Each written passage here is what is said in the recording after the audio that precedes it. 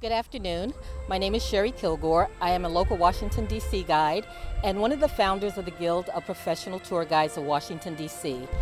We are now at the memorial to our 32nd president, Franklin Delano Roosevelt, who served as president from 1933 until 1945. This memorial is divided into 4 sections to symbolize his 4 terms in office. Now, the first thing that you will see when you come here is a statue of him sitting in a wheelchair. That is because President Roosevelt had polio.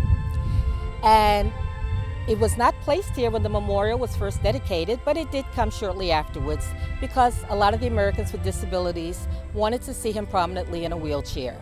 It is also the only memorial of a president in Washington, D.C. that also includes the First Lady, and her name is Eleanor Roosevelt.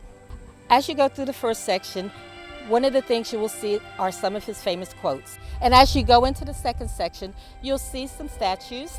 And one of the statues is of a man listening to a radio. And that is because President Roosevelt used to give radio chats, and they were called fireside chats.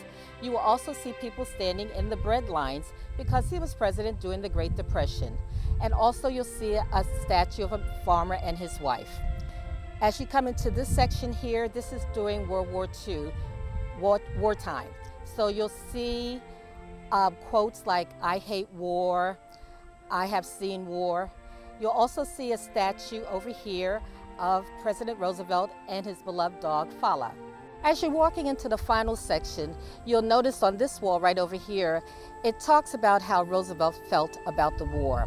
He said more than an end to wars, he would like an end to the beginning of wars, and that is one of my most favorite quotes. You'll also see a mural of his funeral procession, and you see the crowds following it, and you'll see the still water right underneath. You will also see a statue of Eleanor Roosevelt, his wife, who was very famous in her own right. She was the first American delegate to the United Nations. Also, you'll see what President Roosevelt wanted to leave as one of his legacies, and that is freedom of speech, freedom of worship, freedom from want, and freedom from fear.